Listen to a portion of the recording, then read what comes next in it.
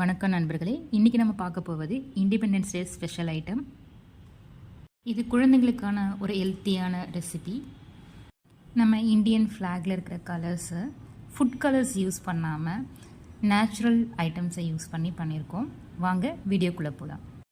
Orange கலருக்கு கேரட்டும், green கலருக்கு பாலக்கீரையும், ப்ளூ கலருக்கு நீல சங்குப்பூவையும் யூஸ் பண்ணியிருக்கேன்.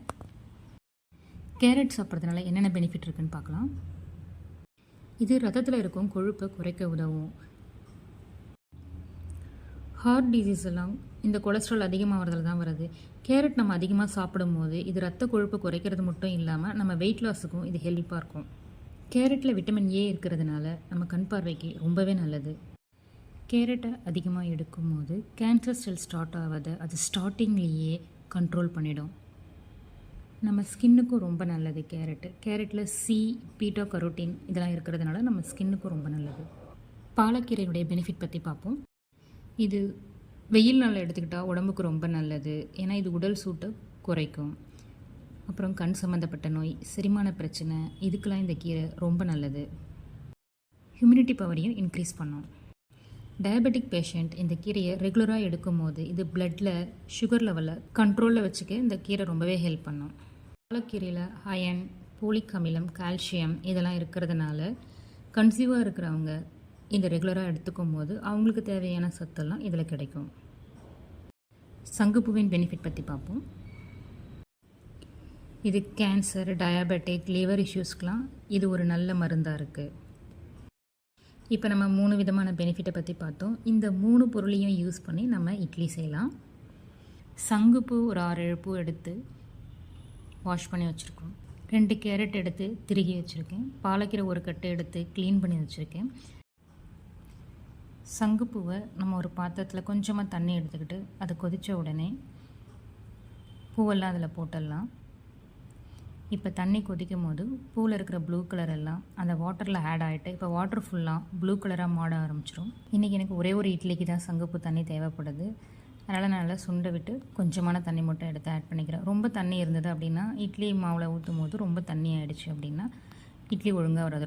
தேவையான அளவுக்கு சுண்டி வந்திருக்கு. ஸ்டவ் ஆஃப் பண்ணிக்கிறேன். கேரட்டை நம்ம மிக்சியில் போட்டு நல்லா கிரைண்ட் பண்ணி ஃபில்ட்ரு பண்ணி எசன்ஸ் மட்டும் எடுத்துக்கலாம். பாலக்கீரையும் மிக்சியில் நல்லா கிரைண்ட் பண்ணி எசன்ஸ் மட்டும் ஃபில்ட்ரு பண்ணி எடுத்துக்கலாம். இப்போ இட்லி ப்ரிப்பேர் பண்ணுறதுக்கு 3 ஐட்டமும் ரெடி ஆகிடுச்சு. அந்த எசன்ஸோடு கொஞ்சோண்டு திப்பியை மட்டும் அதில் ஆட் பண்ணியிருக்கோம், கொஞ்சம் கலருக்காக. இப்போ நம்ம ஒவ்வொன்றத்தையும் தாளிக்கணும். கேரட்டுக்கு நம்ம கொஞ்சோண்டு சீரகம், கொஞ்சம் மிளகு, கொஞ்சம் பெருங்காய பவுட்ரு போட்டு தாளித்து நம்ம அதில் ஆட் பண்ணிக்கலாம்.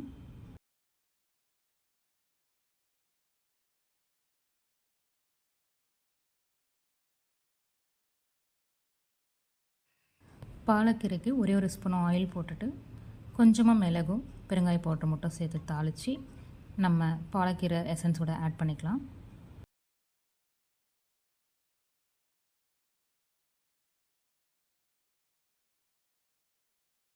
சங்குப்பூ ஒரே ஒரு மினி இட்லிக்கு தான் ஆட் பண்ண போகிறோம். அதனால் கொஞ்சமாக ஒரு 2 ட்ராப் எண்ணெய் ஆயில் போட்டுட்டு அதில் பெருங்காய பவுட்ரு போட்டு தாளித்து நம்ம ஆட் பண்ணிக்கலாம்.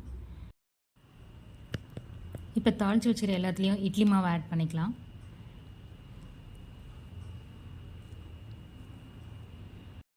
தேவையான அளவுக்கு சாதாரண இட்லி மாவை எல்லாத்துலேயும் கலந்துக்கிறோம்.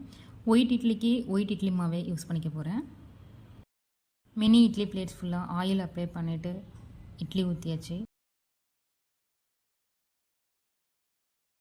ஒவ்வொரு பிளேட்லேயும் ஒவ்வொரு கலர் பார்க்கவே ரொம்ப அழகாக இருக்குது. ஸோ ஒரு 10 minutes to 15 minutes இட்லி பானையில் வச்சு வேக வச்சிடலாம். இப்போ white, green, orange, blue idli ready ஆகிடுச்சு. நம்ம national flag colours mini idli ready ஆகிடுச்சு. டேஸ்ட்டு பார்த்திங்கன்னா கேரட் இட்லிக்கு மட்டும் தான் கொஞ்சம் ஸ்வீட்டாக இருக்கும். மற்றபடி பாலக்கீரையும் ப்ளூ இட்லியும் நார்மல் இட்லி டேஸ்ட்டு தான் இருக்கும். நம்ம பெருங்காயம் போட்டு தாளிச்சிருந்தனால எதுலேயுமே பச்சை வாசனையோ இல்லை வேறு எந்த ஸ்மெல்லும் வராது. சாப்பிட ரொம்ப நல்லாவே இருக்கும். குழந்தைங்களுமே ரொம்ப என்ஜாய் பண்ணி சாப்பிடுவாங்க. கலர் இட்லி ப்ளஸ் டேஸ்ட்டாகவும் இருக்கிறதுனால.